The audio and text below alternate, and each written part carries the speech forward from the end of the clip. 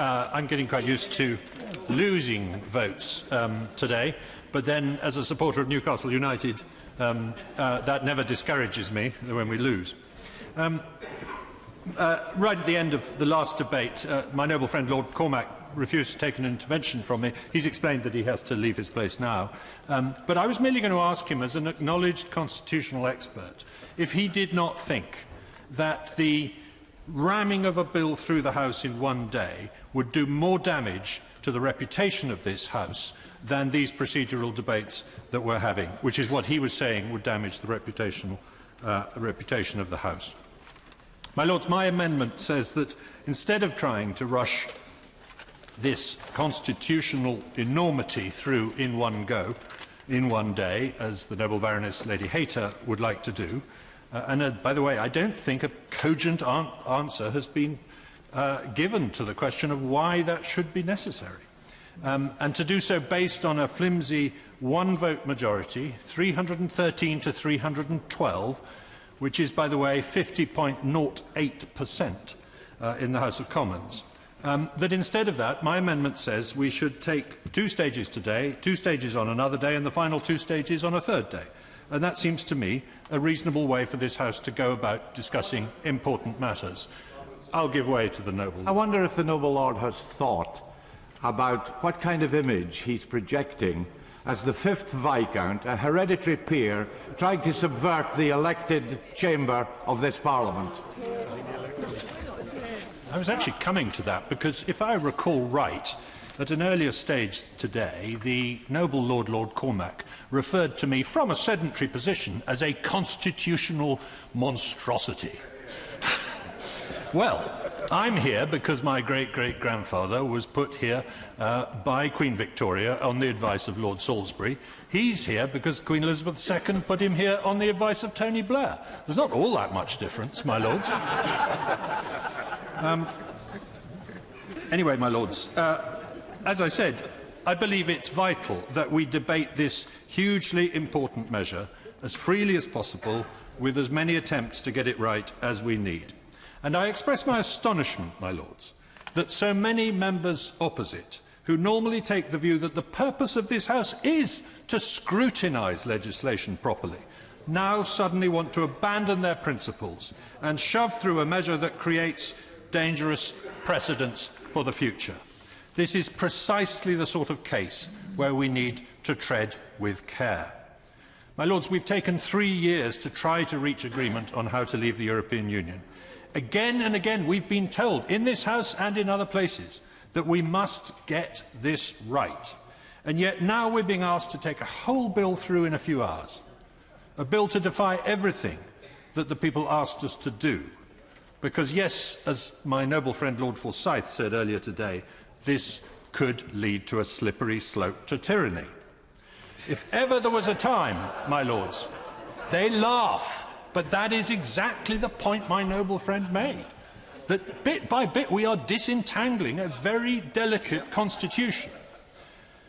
If ever there was a time, my lords, to ask the Commons to think again, it is now, about shoving legislation through in this unprecedented and dangerous fashion. The country is watching us, my lords, and as polling evidence makes clear, they're not in favour of this kind of manoeuvre. Given the choice between bad Brexit and Brexit with no withdrawal deal, they've clearly expressed a view for the latter, and yet this bill would deny them that.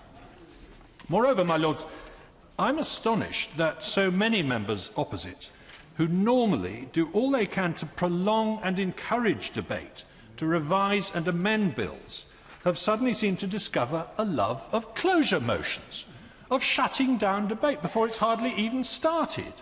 What an extraordinary volte-face, my lords. I mean, how many times have I come into this chamber in the last few years to hear Lord Adonis arguing that he hasn't had long enough, well, Lord Adonis and others, arguing that they haven't had long enough to debate an issue, that the government hasn't given them enough time. And then suddenly, now, they want to shut down debate. Yet once taken 4 hours and 31 minutes of the time of the House, my lords. So if the noble lord would compromise between the time I normally take, which is 10 or 15 minutes, and the 4 hours 31 minutes, we would have finished about 2.5 hours ago.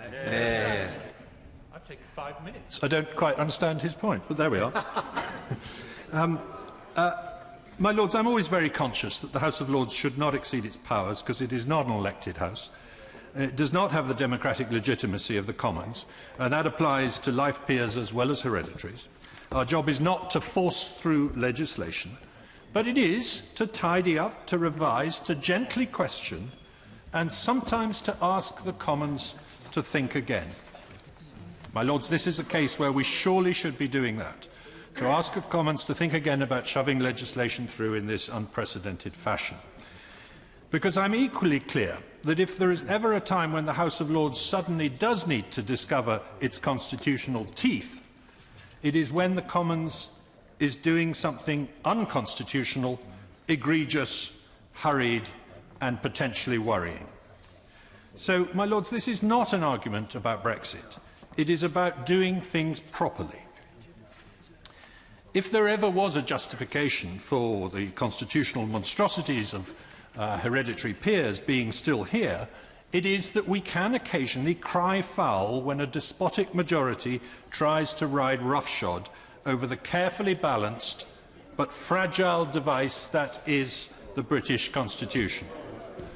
And if you will excuse the mixed metaphor, to stand against the sudden and dangerous enthusiasm of a temporary majority which does not want to do things in the proper way, a 50.08% majority. And what is more temporary, my Lords, than the majority exercised by Sir Oliver Letwin? In this case, the despotic majority is the motion passed by just a single vote in another place at something like the third attempt. And the majority is no less despotic for being small if it is allowed to be unconstitutional. The purpose of the Commons passing that measure, my Lords, was to take control of the House of Commons and force a bill onto the order paper to defy the clear wishes of a huge popular vote of 17.4 million people, to deny them what they had voted for, namely Brexit, if necessary without a deal, on the date that they'd been repeatedly promised. Now, you can be in favour of that or against it, and I'm very respectfully ask the noble lord, the noble Viscount, whether he can supply the evidence to show that the British people, the 17.4 million of them who voted to leave without a deal.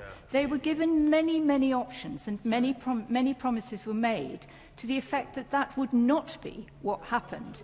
What evidence does he have to say that they would prefer no deal to any other outcome? I made it very, very clear that those 17.4 million people voted for Brexit, and it is abundantly clear from what both Houses of Parliament have done since, passing Article 50, setting a date, and saying again and again, hundreds of times, the Prime Minister has said that no deal is better than a bad deal. So it is very... Oh, come on, I have taken... And if he could just explain why what Parliament says, when we have been telling ourselves for a long time that Parliament and the people no longer speak with the same voice, why Parliament, having made that decision and said those things, is the same as the people having done so. Here, because there is a difference between a Remainer Parliament and a Leaver majority in the country. That's why we're here. That's the problem we're trying to resolve. And my argument is this bill does not resolve it because it denies the clearest form of Brexit, which all the polls suggest an awful lot of people want.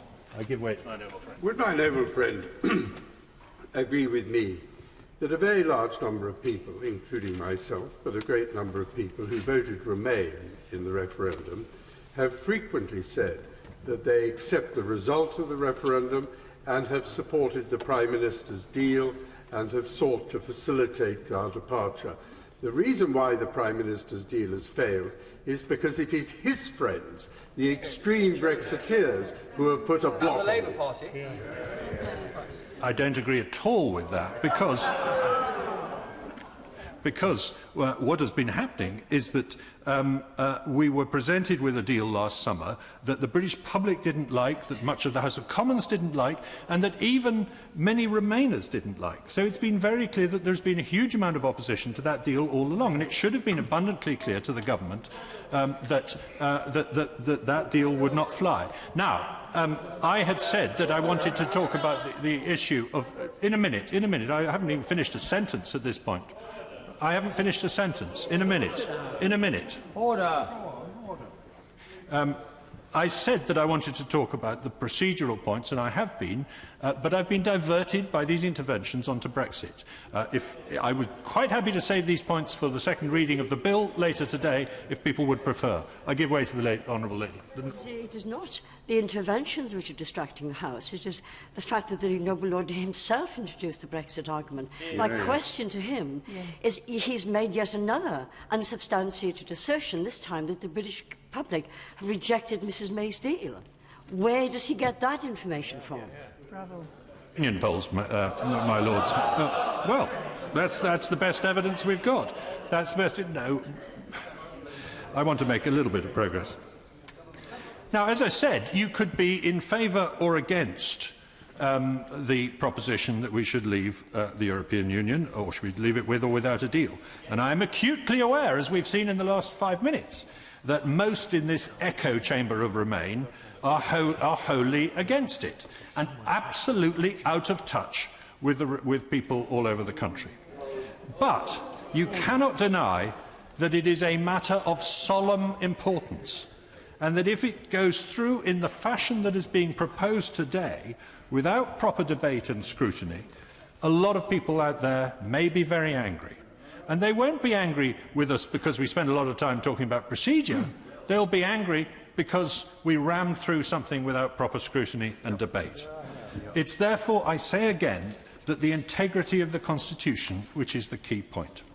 My Lords, I am no historian, but I do know that there are good reasons we have arrived over the centuries at the delicate balance of powers that we have in this complicated democracy. And one of the key points is that all government ministers are answerable in Parliament. Well, who's accountable in Parliament for the bill that we will be asked to pass today? Sir Oliver Letwin? Yvette Cooper? Hilary Benn?